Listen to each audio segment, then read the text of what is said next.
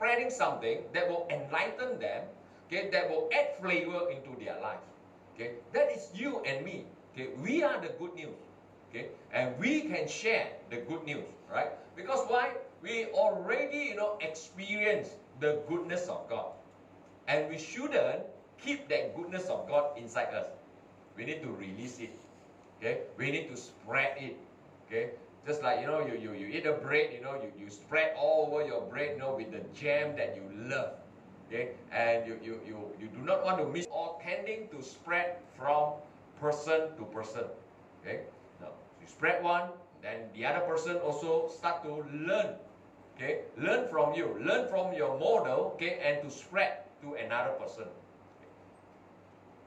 The goal for this subject is to help each other, okay, to become contagious Christians, the kind who have caught Christ's love and who will now make efforts to contagiously communicate this new life to all who are willing to listen. God wants each of us to become effective. This is the goal that God wants us. Okay? You have to see yourself, okay, every day, I am a gospel carrier. Okay, I'm a gospel carrier. Okay, I have to release the good news to people. I owe people a gospel. I owe them a gospel. Just like Paul says, I am a debtor to both the Greek and the Jew. I owe them a gospel. See, that's why he said, I'm ready to preach the gospel anytime. Okay, so they like, people to give them more money or raise a lot of funds. And it seems like, they are quite self-centered, building their own kingdom, okay, and quite insensitive. Sometimes they talk very direct, very hurting and cutting to the hearts, okay, and giving you got no choice, either you accept or you don't accept, okay. So that is the negative view, of an evangelist. Now, what about the positive view? The positive view that we can see that, hey, evangelists brought a lot of souls, they are able to usher a lot of souls into the kingdom of God. They are quite outgoing, very friendly, very socialized, they can talk, very well spoken, articulate. They are bold, they don't care, and they are so committed to bring the gospel to people. Okay, and which we all should be like that. Okay. Now, even though Timothy was a leader of the church, but Paul says to Timothy, he said, do the work of an evangelist. Okay. So in other words, all of us, we have to put into our heart and into our mind that, we ought to do the work of an evangelist. You may not be called as an evangelist, okay, but you can do the work of an evangelist. That means you can share the gospel one-to-one.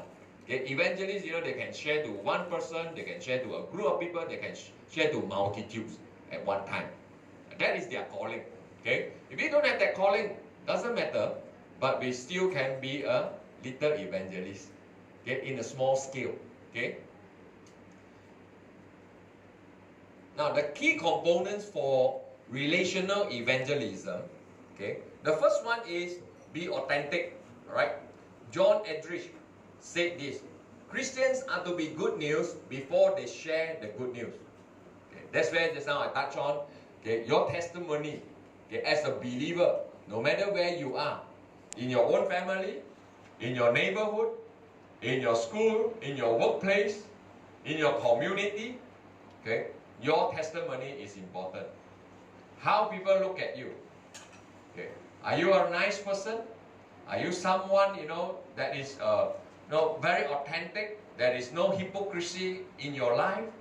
Okay. Now all these, okay, are good points, to give you the right to speak into people's life. Right? So we must make certain that the way we are living backs up the words we are speaking. Who you are is according to what you are speaking. Okay? You have to, everywhere, people can see, okay, you are a very peaceful person, joyful person, calm, okay, you are mature, okay, you are helpful. People can see that you are loving kindness. Okay, people can see that you are gentle. Now that's where, okay, people see that the authenticity in your life. The second component, okay, of relational evangelism, be natural. All right, we don't try to become something that we are not. Right, be yourself. Okay, be yourself. Okay, just be natural. Okay, evangelism reflects our own personality and design. It fits who we are.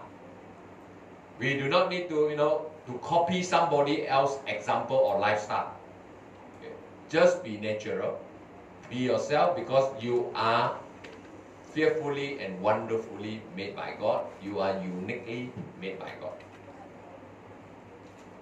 The third is be personal.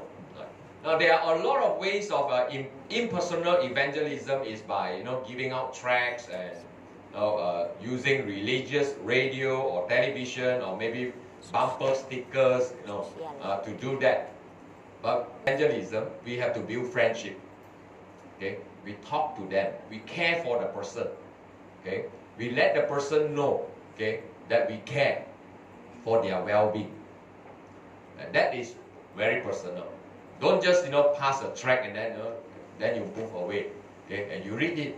Okay, that is one way, but then you have to learn to build relationship. Okay? Maybe after that you have a follow-up strategy.